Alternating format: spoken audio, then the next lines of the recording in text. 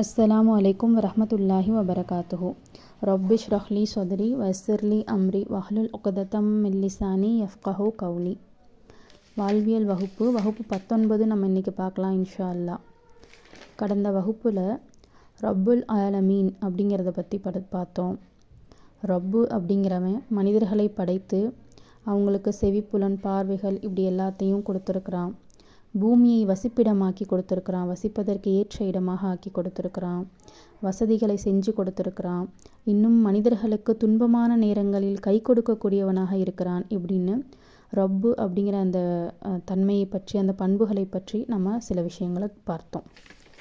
அதன் தொடர்ச்சியாக இந்த வகுப்பில் ரப்பு அப்படிங்கிற அந்த படைப்பாளனை மனிதர்களாகிய எல்லாரும் ஏற்றுக்கொண்டு தான் வாழ்கிறாங்களா அப்படிங்கிறத பார்ப்போம். மனிதர்களுக்கு எப்படி உடலியல் தேவைகள் இருக்குதோ, அதாவது உணவு, தூக்கம், இயற்கை தேவைகள் எப்படி உடலியல் தேவைகள் இருக்குதோ, அதே போல் ஆன்மீக தேவைகளான இயல்பின் தேவை அப்படின்னு ஒரு விஷயம் சொல்லப்படுது. இயல்பாகவே அவர்களுக்கு ஒரு விஷயம் தேவைப்படுது, இருக்குது, அல்லாஹ் கொடுத்து தான் அதை அனுப்பிச்சிருக்கிறான் அப்படின்னு சொல்லப்படுறதா இயல்பின் தேவை.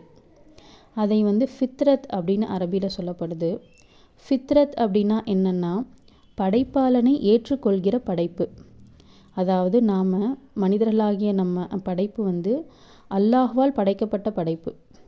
அப்போ நம்ம படைப்புகள் எல்லாரும் என்னென்னா, படைப்பாளன்னு ஒருத்தர் இருக்கிறான், அவன் தான் நம்மளை படைச்சான் அப்படின்னு ஏற்றுக்கொள்கிற ஒரு தன்மை தான் ஃபித்ரத் அப்படின்னு சொல்லப்படுது, இயல்பின் தேவை. புகாரியில் 1358வது ஹதீஸில் அல்லாஹ் சொல்கிறான், இயற்கையாகவே குழந்தை இஸ்லாத்திலேயே பிறக்கிறது அப்படின்னு சொல்லிட்டு. ஒவ்வொரு குழந்தையும் பிறக்கும்போது அல்லாஹ் எப்படி பிறக்க வைக்கிறான்னு கேட்டால், இயற்கை மார்க்கமாகிய இஸ்லாம், அல்லாஹ் தான் கடவுள் அப்படின்னு சொல்லிட்டு தான் பிறக்கும்போது எல்லா குழந்தைகளும் பிறக்குதான். அந்த இயல்பு சிதைக்கப்படாமல் இருந்துருந்துச்சு அப்படின்னா எல்லா மனிதர்களுமே முஸ்லீமாக தான் வாழ்ந்திருப்பார்கள்.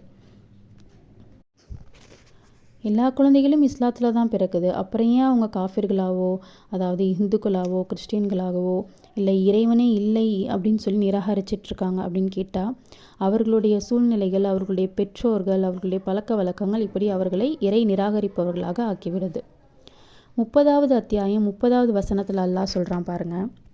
அஊது பில்லாஹி மினஷ் ஷைத்தானிர் ரஜீம். பிஸ்மில்லாஹிர் ரஹ்மானிர் ரஹீம். முஹம்மதே, உண்மை வழியில் நின்று உமது முகத்தை இம்மார்க்கத்தை நோக்கி நிலைப்படுத்துவீராக. இது அல்லாஹ்வின் இயற்கையான மார்க்கம். இதன் மீதே மனிதர்களை அல்லாஹ் அமைத்துள்ளான். அல்லாஹ்வின் படைப்பை மாற்றியமைக்க கூடாது. இதுவே நேரான மார்க்கம். எனினும் மனிதர்களில் அதிகமானோர் அறிய மாட்டார்கள். அல்லாஹ் என்ன சொல்கிறான் அப்படின்னா, இது அல்லாஹ்வின் இயற்கையான மார்க்கம் அப்படின்னு சொல்கிறான். இதை அரபி மூலத்தில் ஃபித்ரத் அல்லாஹ் அப்படின்னு சொல்லப்படுது. இதன் மீது தான் நான் மனிதர்களை அமைச்சிருக்கேன், எல்லா மனிதர்களையும் நான் இதன் மீது தான் அமைச்சிருக்கேன் அப்படின்னு சொல்கிறான்.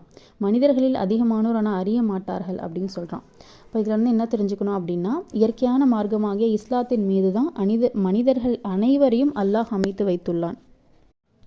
91வது அத்தியாயத்தில் அல்லாஹ் நிறைய விஷயங்கள் மீது சத்தியமிட்டு சொல்லிக்கிட்டே வரான். சூரியன் மீது சத்தியமாக, அதன் ஒளியின் மீது சத்தியமாகன்னு அப்படி சொல்லிக்கொண்டே வரும்போது 7வது அத்தியாயத்தில் அல்லாஹ் சொல்கிறான், உள்ளத்தின் மீதும் அதை வடிவமைத்ததன் மீதும் சத்தியமாக.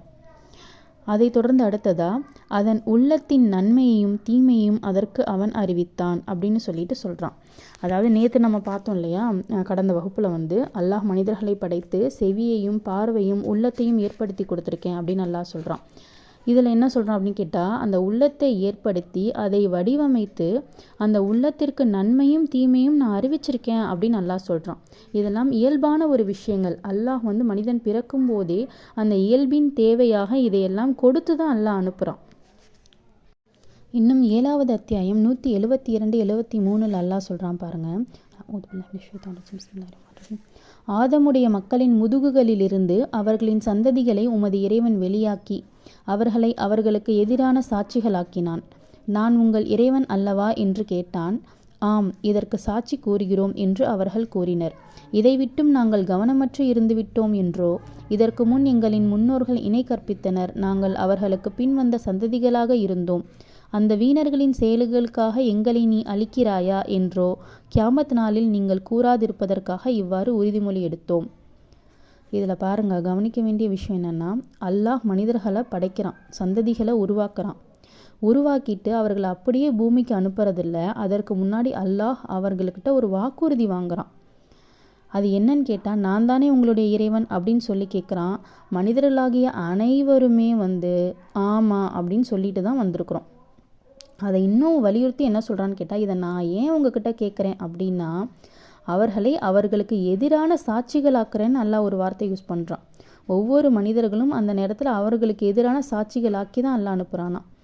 ஏன்னு கேட்டால், நாளைக்கு நீங்கள் கியாமத் நாளில் என்ன சொல்லுவீங்க அப்படின்னு கேட்டால், நாங்கள் கவனம் இல்லாமல் இருந்துட்டோண்டா அல்லாஹ், எங்களுடைய முன்னோர்கள் இப்படி இருந்தாங்க, அதனால நாங்கள் இப்படி இருந்தோம், அவங்கள நீ தண்டிச்சிரு, எங்களை நீ விட்டுருன்னு நீங்கள் நாளைக்கு சொல்லுவீங்க, அப்படி சொல்லக்கூடிய மனிதர்களாக இருப்பீர்கள் அப்படின்னு சொல்லிட்டு இப்போவே அல்லாஹ் அந்த வாக்குறுதிகளை வாங்கிட்டு தான் அல்லாஹ் அனுப்புகிறான்.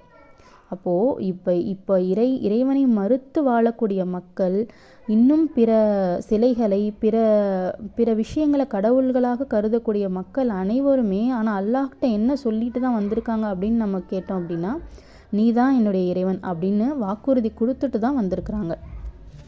இதுதான் இயல்பின் தேவை, ஃபித்ரத் அப்படின்னு சொல்லப்படுது. படைப்பாளனை ஏற்றுக்கொண்டு தான் ஒவ்வொருவரும் வந்திருக்கிறாங்க. இன்னும் 10வது அத்தியாயம் 31வது வசனத்தில், வானத்திலிருந்தும் பூமியிலிருந்தும் உங்களுக்கு உணவளிப்பவன் யார்?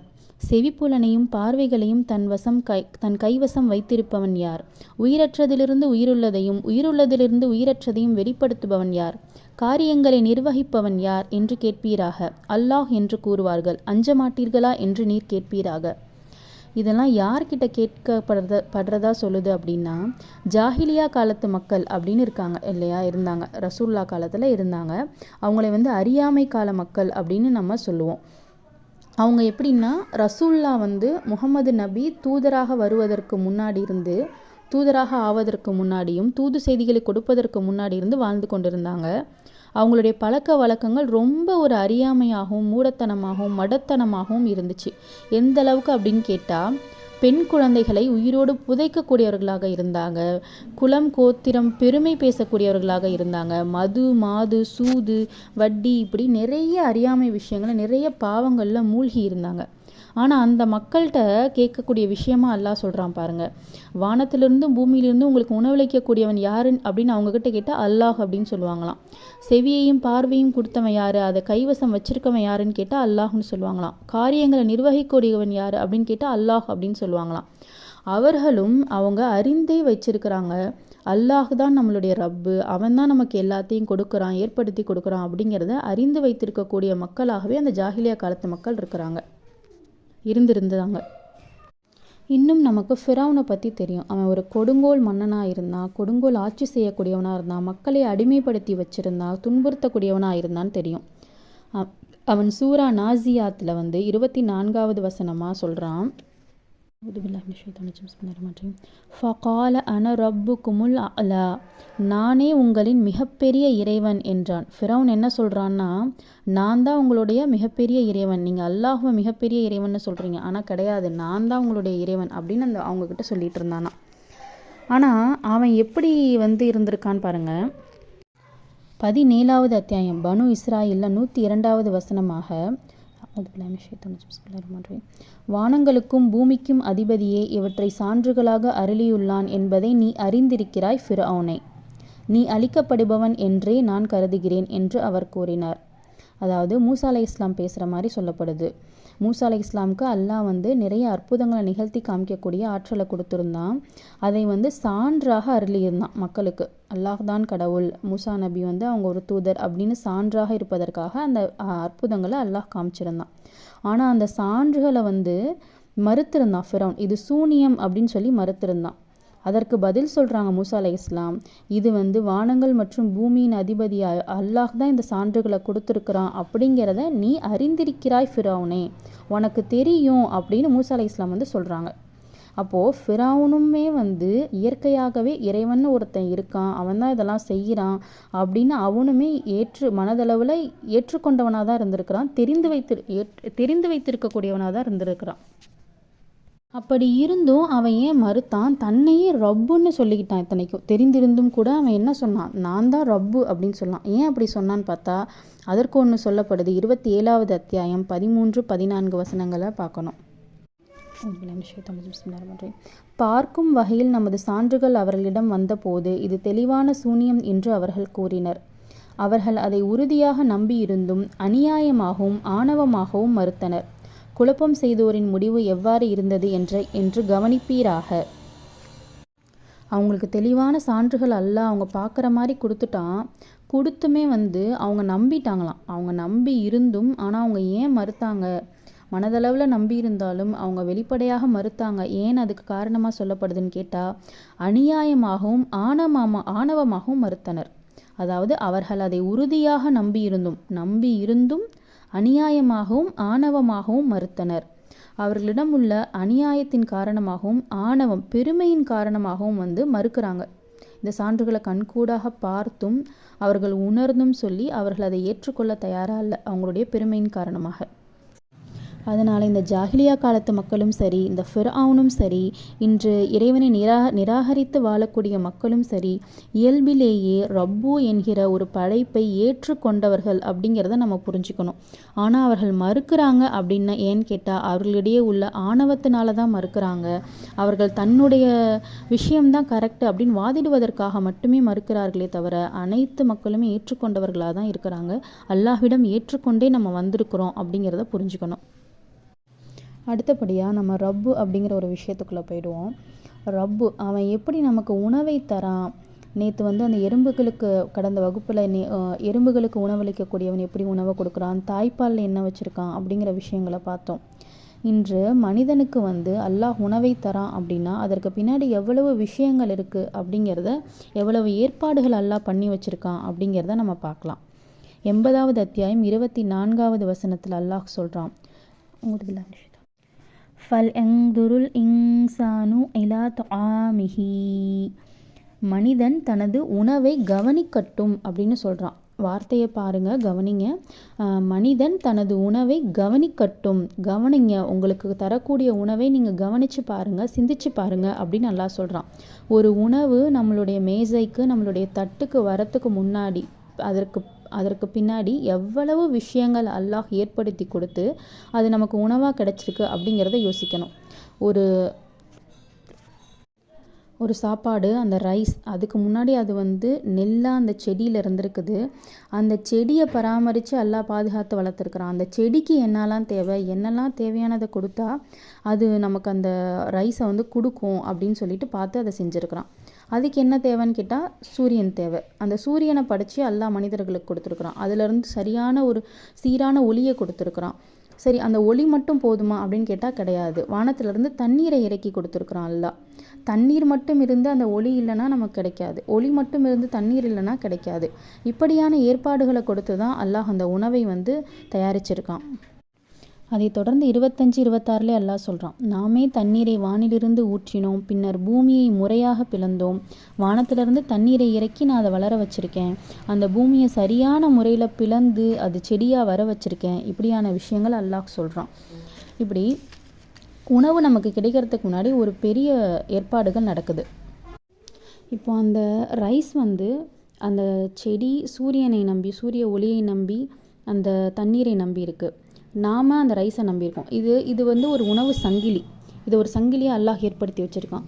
இந்த உணவு சங்கிலி எப்படி பாதுகாக்கப்படுது அப்படிங்கிறதுக்கு ஒரு சில விஷயங்களை நம்ம பார்ப்போம். அமெரிக்காவில் 1920க்கு பிறகு ஒரு தேசிய பூங்கா ஒன்று அழிஞ்சு போயிடுச்சு. அது அழிந்ததுக்கப்புறமா அதை சரி செய்யக்கூடிய வேலையை எடுத்து நடத்துகிறாங்க. அது ஏன் அழிஞ்சிச்சு அப்படின்னு யோசிக்கிறாங்க. அப்போ யோசிக்கும் போது, அனலைஸ் பண்ணும்போது அங்கே ஆல்ரெடி ஓநாய்கள் இருந்திருக்கு. அந்த ஓநாய்கள் வேட்டையாடப்பட்டோ விரட்டி அடிக்கப்பட்டோ இருந்துருச்சு. அந்த ஓநாய்கள் இல்லாமல் போனதுக்கப்புறம் அந்த பூங்கா அழிந்ததை கண்டுபிடிக்கிறாங்க. சரி, அந்த ஓநாய்களையே திருப்பி விட்டு நம்ம அந்த பூங்காவை சரி செய்யலாம் அப்படின்னு சொல்லி 1990களில் அந்த ஓநாய்களை விட்டு அந்த பூங்காவை சரி செய்கிறாங்க.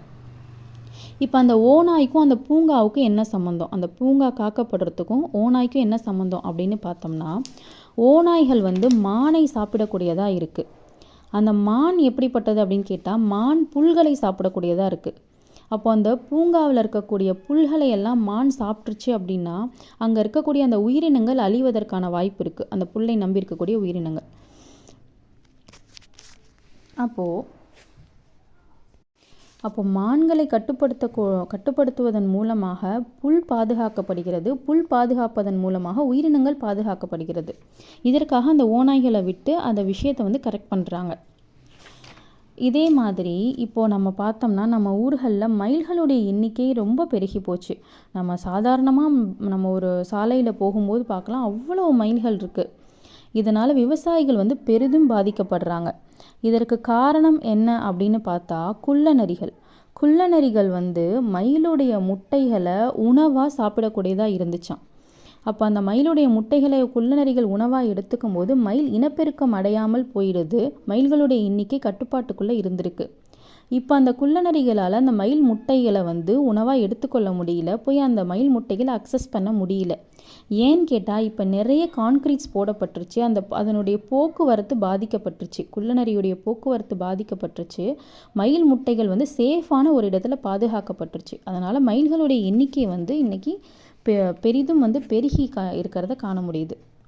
அல்லாஹ் எப்படி ஒரு சங்கிலி தொடரை அமைச்சு வச்சுருக்கான் அப்படிங்கிறத பாருங்கள். ஒன்றை வைத்து ஒன்று அப்படின்னு பெரிய ஒரு சங்கிலி தொடரை அமைத்து அந்த உணவை உருவாக்கி ஒவ்வொரு உயிரினங்களையும் அல்லாஹ் பாதுகாத்து கொண்டிருக்கிறான். ரப்பாகி அல்லாஹ் பாதுகாத்து கொண்டிருக்கிறான். அல்லாஹ் சொல்கிறான், பூமியை படைக்க 4 நாட்கள் எடுத்ததாக அல்லாஹ் சொல்கிறான். அதாவது பெரிய வானம், அந்த பெரிய வானத்தை படைக்கவே 2 நாட்கள் தான் அல்லாஹ் எடுத்திருக்கான். வானத்தை கம்பேர் பண்ணும்போது பூமி ஒரு சிறிய அளவு தான். அந்த சிறிய பந்தை படைக்கிறதுக்கு 4 நாட்கள் அல்லாஹ் எடுத்திருக்கிறான். அந்த 4 நாட்கள்லையும் அல்லாஹ் என்ன சொல்கிறான்னு கேட்டால், 2 நாட்கள் அதை படைக்கிறதுக்கும் 2 நாட்கள் அதில் இருக்கிற வசதிகளை அதை சீராக்க, அதில் சில விஷயங்களை ஏற்படுத்தி கொடுக்கறதுக்காக அந்த 2 நாட்களை எடுத்திருக்கிறத அல்லாஹ் சொல்கிறான். அப்போது இவ்வளோ நேரம் நம்ம பார்த்த விஷயங்கள்லாம் பார்க்கும்போது அது சரியாகப்படுது. பூமியில் உள்ள ஒவ்வொரு உயிரினங்களுக்கும் மனிதர்கள் உட்பட அல்லாஹ் எப்படி உணவளிக்கக்கூடியவனாக இருக்கிறான், அந்த உணவுக்கு பின்னாடி எவ்வளவு ஏற்பாடுகளை அல்லாஹ் அமைச்சு வச்சிருக்கிறான் அப்படிங்கும்போது அந்த பூமியை படைக்க 4 நாட்கள் எடுத்துக்கொண்டிருக்கிறான். இன்னொரு இன்ட்ரெஸ்டிங்கான விஷயம் என்னன்னு கேட்டால், அதாவது கடல் அலைகள் வருது இல்லையா, அந்த அலைகள் என்ன செய்யுது அப்படின்னு கேட்டால், இப்படி வருது, கரையை நோக்கி வருது, அது திருப்பி கடலுக்குள்ளேயே திரும்பி போகிறத நம்மளால் பார்க்க முடியும். அது கடலுக்குள்ளே போகும்போது என்ன பண்ணுது அப்படின்னு கேட்டால், வெளியே இருக்கக்கூடிய ஆக்சிஜனையும் சேர்த்து உள்ளிழுத்து கொண்டு போகுதான். அந்த ஆக்சிஜன் அந்த அலைகள் எடுத்துகிட்டு போய் என்ன செய்யுதுன்னு கேட்டால், கடலுக்கு அடியில் இருக்கக்கூடிய அந்த தாவரங்கள், உயிரினங்கள், கடல்வாழ் உயிரினங்கள் அவைகளுக்கெல்லாம் அந்த ஆக்சிஜனை கொடுக்குதான். அப்போ அந்த ஆக்சிஜன் மூலமாக அந்த தாவரங்கள் வளருது. அந்த தாவரங்கள் மூலமாக அந்த இனங்கள், கடல்வாழ் உயிரினங்கள் வாழுது. அந்த உயிரினங்களை வைத்து மனிதன் வாழக்கூடியவனாக இருக்கிறான், வாழ்வாதாரத்தை தேடக்கூடியவனாக இருக்கிறான். சுப்ஹானல்லாஹ், எப்படி ஒரு உணவு சங்கிலியை, எப்படி ஒரு விஷயத்தை அல்லாஹ் கட்டமைச்சு வச்சுருக்கான்னு நம்ம யோசிக்கணும். அப்போது ரப்பு அப்படிங்கும்போது அது கருணை, அன்பு, வாழ்வாதாரத்தை தரக்கூடியவன், இப்படியான விஷயங்களாக இருக்குது. அல்லாஹ் நிச்சயமாக கோபப்படக்கூடிய இடத்துலையும் தண்டனைகள் கொடுக்கக்கூடிய இடத்துலையும் இந்த ரப்பு அப்படிங்கிற வார்த்தையை அல்லாஹ் பயன்படுத்துறதில்லை. கருணை, அன்பு, வாழ்வாதாரம், இந்த மாதிரியான விஷயங்களுக்கு தான் அல்லாஹ் ரப்பு அப்படிங்கிற ஒரு வார்த்தையை பயன்படுத்தும்.